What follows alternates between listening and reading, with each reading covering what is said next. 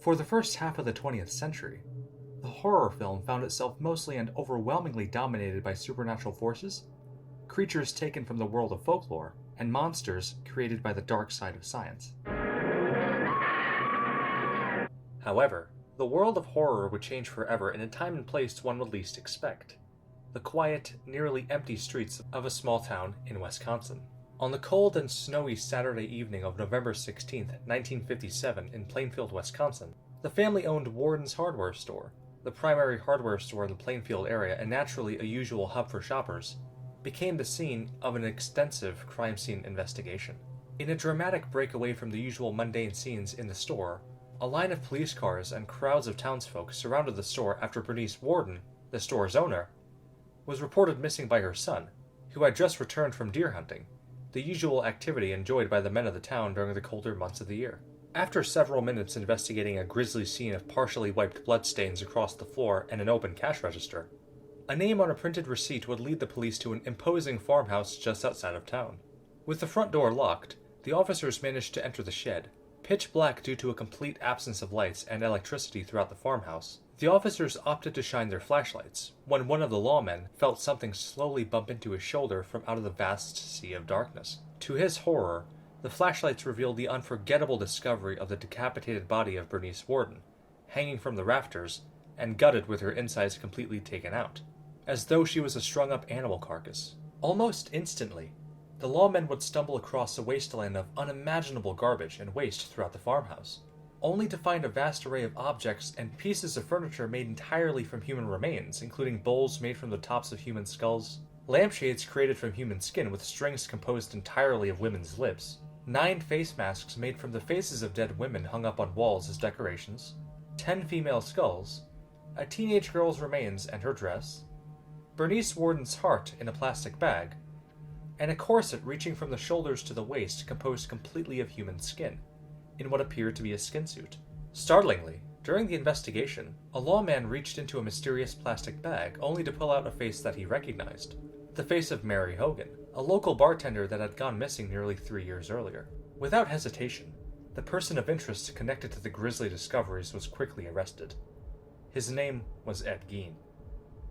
Commonly regarded as a quiet yet odd individual, Gein had spent the past 15 years in Plainfield as a man working odd jobs, typically fixing everything from squeaky doors to helping in repairing different house appliances. Disturbingly, Gein would even be trusted as the go-to babysitter in the Plainfield area, trusted by many couples as a reliable man that could watch over their children, whether awake or asleep. How long have you known Mr. Gein? 7 years. 7 years. What kind of a man did you know him as? Well, and he's a nice man, just like anybody else. The only difference I'd say in the man, he seems to be a little hot. A soft-spoken individual, Gein lived alone after experiencing a profoundly traumatic childhood. Born in 1906, Gein's upbringing would be marred by an alcoholic and lazy father, a fanatically puritanical mother who took religious texts out of context to wield excessive and domineering control over her family, and Henry, Gein's elder brother who held ambitions of his own that were soon squashed by their oppressive mother. Their mother, named Augusta Gein, would tyrannically shield away Ed and Henry from the outside world, arguing that the impure and corrupt nature of the world would contaminate them, thus forbidding Ed from dating girls or even acknowledging them, resulting in a poor social development despite his promising academic progress in reading. Soon, Ed's already destructive and poor domestic life would find itself collapsing following the death of his father in 1940 as a result of a heart attack. In May of 1944, Ed and his brother Henry became enveloped in a large brush fire, prompting the fire department to arrive to the scene. Though the fire was fastly put out, Gein reported Henry to be missing, with the search party uncovering Henry's dead body lying face down near the scene of the fire. Though Henry's death was initially ruled as that involving heart failure, serial killer biographer Harold Schechter later reported that Henry was found with bruises on his head, possibly linking Ed to his killing years before his arrest in 1957. Following Henry's death, Ed Gein would consolidate support and care both from and to his grieving mother. Still, just a year after Henry's mysterious death, Augusta Gein would suffer 2 strokes, ultimately resulting in her death in 1945. Despite her dictatorial and suppressive nature, Gein felt deeply attached to his mother and developed an obsession with her, helplessly caring for her until her final days, and beyond. Though the authorities uncovered a farmhouse of filth and a macabre ocean of human remains, the most tidy and well-kept part of the house was a well-preserved and cordoned-off bedroom that had belonged to Ed's mother as she was alive, with Ed keeping the room in pristine condition, as to replicate the room's atmosphere and cleanliness while Augusta had rested there peacefully. While in police custody, Gein comfortably confessed to the murders of both Bernice Worden and Mary Hogan, targeting both women due to their resemblance to Augusta, with Worden representing the comforting and grandmotherly nature of Augusta as an elderly woman, and the tough-talking, profanity-spewing Mary Hogan symbolizing the exact opposite to the seemingly moral Augusta, with Gein taking note of her similarities in appearance to Augusta as well. Regarding the rest of the human remains, Gein had confessed to mass grave robbery, targeting freshly buried gravesites of women that had passed away. In doing so, Gein collected different parts of their corpses as trophies to use in his grim interior design of his farmhouse, taking skulls, skin, noses, teeth, and various different features of the body in an attempt to bring his mother back from the dead, surrounding himself with horrific oddities that made him feel even closer to his mother, finally leading up to the creation of a bodysuit that would prompt him to feel as close and attached as ever to his own mother, which he would reportedly wear in and outside of his house. Following a murder in the first-degree conviction for the murder of Bernice Worden and later being found legally insane in 1968, Gein would spend the rest of his days at a mental hospital in central Wisconsin, until his death as a result of respiratory failure in 1984. While the people of Plainfield did all they could to forget the horrors that Ed Gein had inflicted onto their community, his crimes and influence would forever take the national attention by storm and soon would radically change the world of horror cinema in the form of 3 groundbreaking films that would forever change the face and direction of the horror genre: Psycho, The Texas Chainsaw Massacre, and The Silence of the Lambs.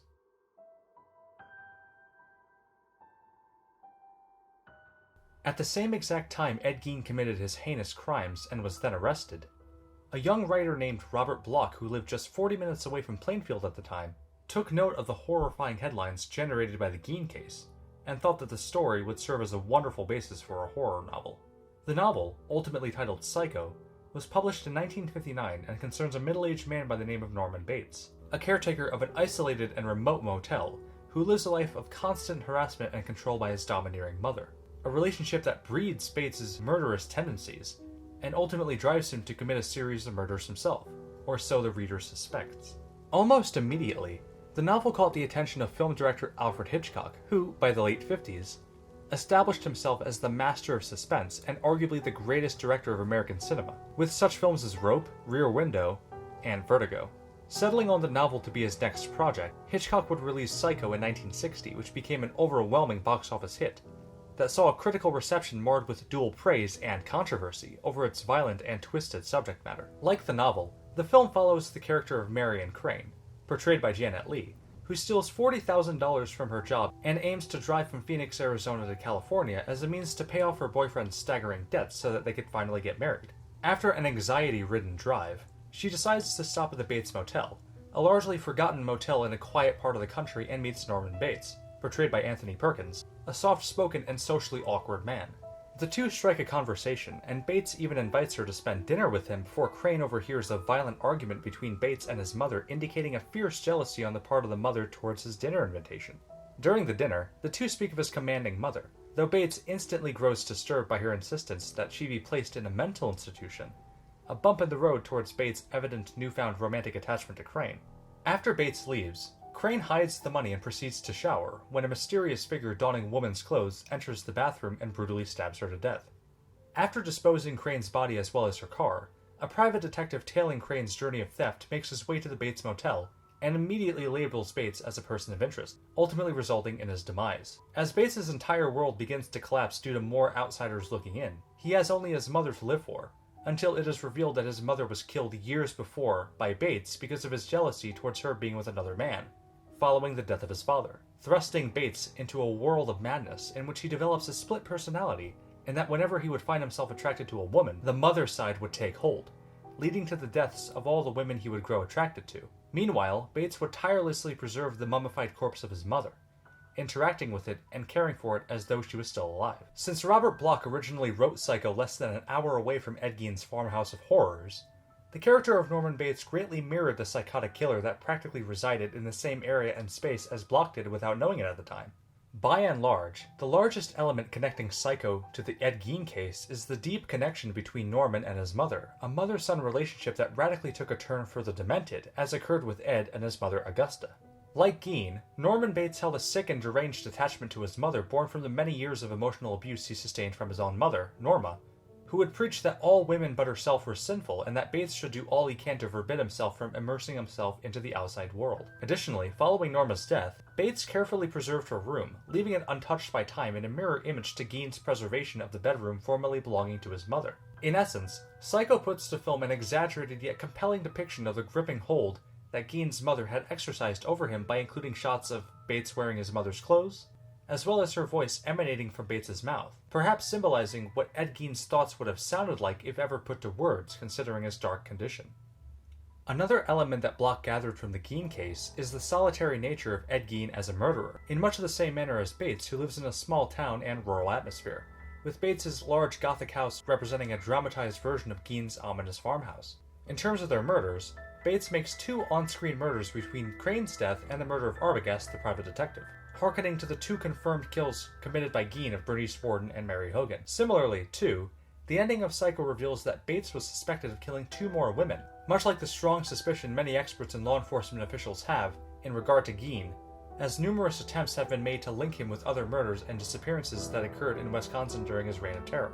Psycho would become one of the most instantly recognizable and beloved films of Hitchcock's filmography, as well as the most financially successful, grossing $50 million at the box office against a budget of a little over $800,000. Given how fresh the Gein case was on the public's consciousness, the darkness embedded in Psycho would lead to a paradigm shift in the world of horror. A slow yet gradual rise in a higher volume of horror films involving mass murderers, unhinged maniacs, and horrors more reflective of what one might find in the news, as opposed to classic works of literature with such films dominating drive-ins and theaters across the United States during the 60s and early 70s. Such a major change would eventually give rise to one of the most important horror films in history, as well as the second major film directly influenced by Ed Gein.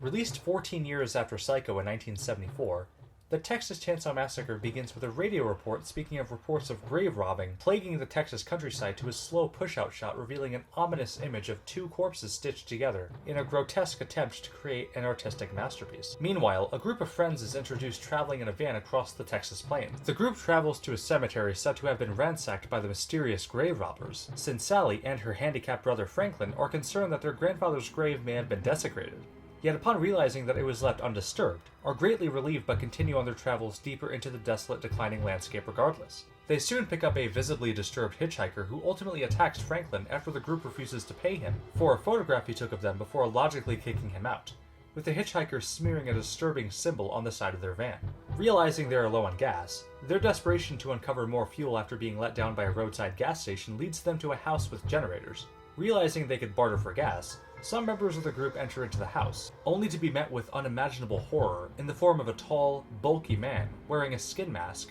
and wielding a sledgehammer, who picks off members of the group one by one out of defending his home. Soon, only Sally and Franklin are left, with Franklin meeting an unfortunate end due to a chainsaw killing, leaving only Sally to fend for herself as she gets kidnapped by the apparent father of not only the large unhinged killer, but the hitchhiker as well. While in the house, Sally is terrorized, bearing witness to a vast array of taxidermied animals, human skin lamps, and human remains littered all across the house, before just barely making it out alive after a turbulent escape. While writing and directing the film, director Tobe Hooper was openly adamant that a core basis of inspiration behind the Texas Chainsaw Massacre would be Ed Gein, since while growing up, Hooper would constantly hear relatives of his that lived in Wisconsin essentially discuss Ed Gein's crimes without actually naming Gein, something that would haunt and frighten a young Hooper as he was developing as a young film director, almost enabling the Gein case to take on the form of an urban legend as opposed to a documented suspected serial killer case. As a result, Hooper incorporated many elements of the Gein case into the film, with the most prominent being the character of Leatherface himself. Practically a toddler trapped in the body of a grown man,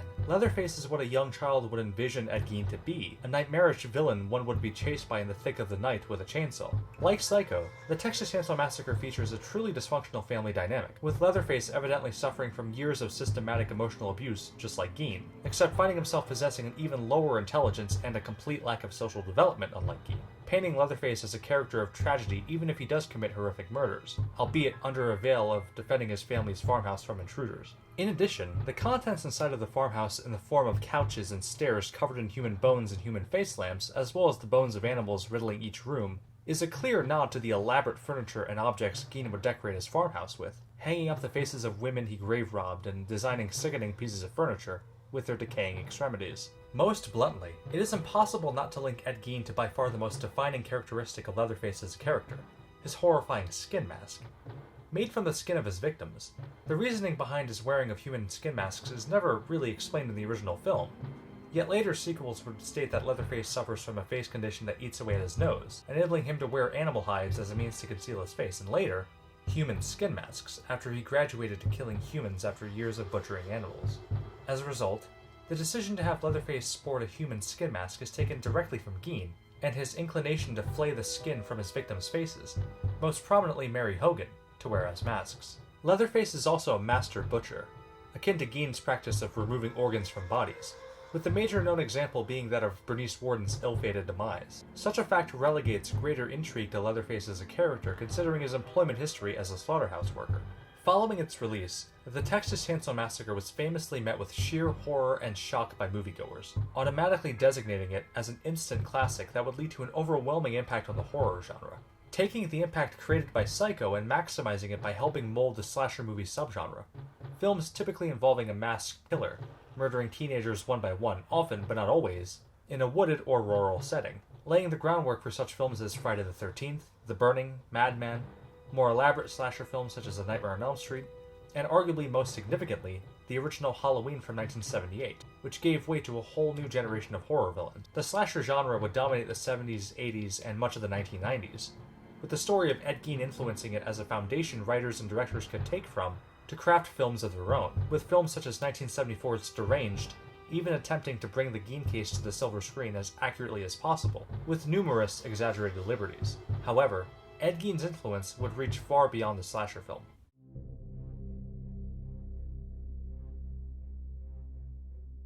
Adapted from the Thomas Harris novel of the same name and released in 1991, The Silence of the Lambs entails the character of Clarice Starling, portrayed by Jodie Foster, an FBI agent in training who gets called in by her superior to interview Hannibal Lecter, portrayed by Anthony Hopkins, an incarcerated, highly methodical, and notorious cannibal serial killer. Though never initially specifying it, her superior secretly hopes that by interviewing Lecter, Starling can gain valuable information on Buffalo Bill, an on-the-loose serial killer that murders young girls and skins them.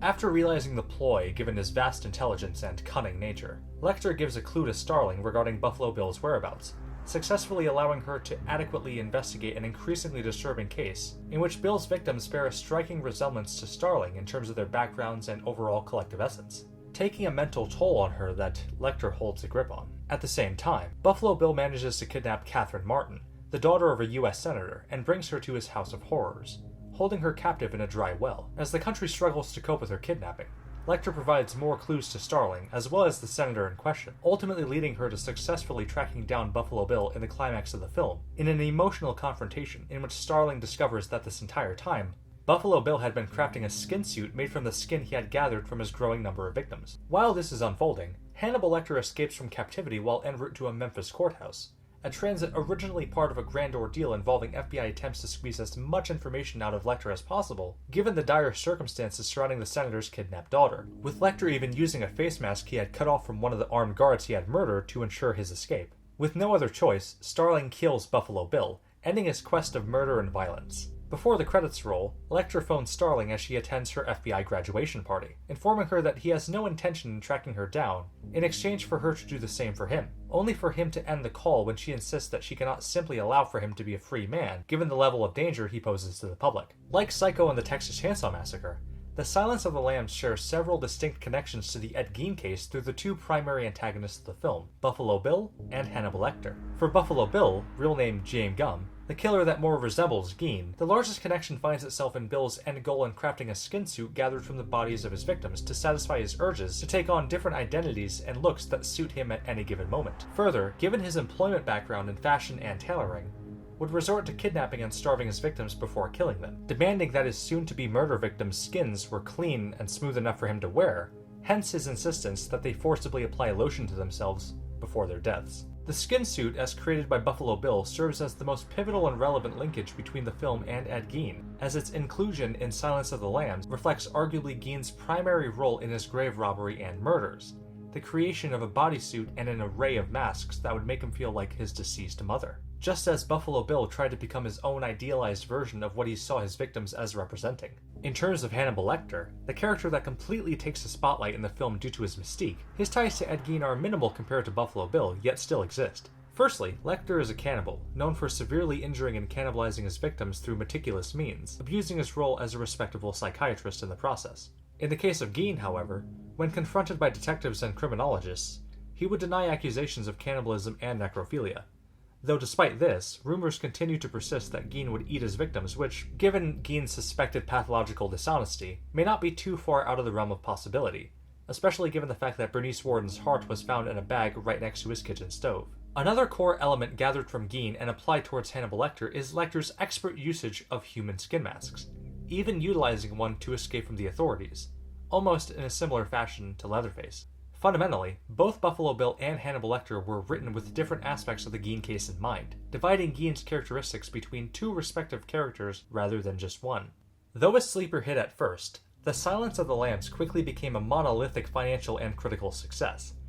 The film's praise would inevitably lead it to the 1992 Oscars, where it made history as the first and only horror film to win the Academy Award for Best Picture, as well as 5 Academy Awards total, immediately garnering a reputation as one of the greatest films ever made. In life, Ed Gein was a mentally disturbed deviant horribly warped by his repressive mother who built a monster. Held under psychiatric care and in death, however, Ed Gein's impact on pop culture and especially the world of horror cinema is more remembered than the crimes he committed themselves. Norman Bates is a symbol of Ed Gein's complex and dysfunctional relationship with his mother, a relationship embedded in obsession, intimate attachment, and dominance, in which their mothers held an authoritarian rule over them, enabling both Gein and Bates to worship their mothers almost as deities, refusing to undertake different endeavors in their lives without at least some input and influence from their mothers, who ultimately were their lives and whole existences. Leatherface stands as a symbol of Ed Gein's inner monster, a visual representation of what such a monster may look and act like, a brute exuding nothing but childish mannerisms and a belligerent calling to defend his territory and family at all costs, even at the expense of the lives of others. Buffalo Bill stands for Gein's want to be something totally different, to dwell in a body other than his own by any means necessary, with murder seen as the only viable option to fulfill their fantasies and desires. Regarding Hannibal Lecter, the character signifies what Ed Gein may have wished to become, a cerebral and strategic figure of deviance,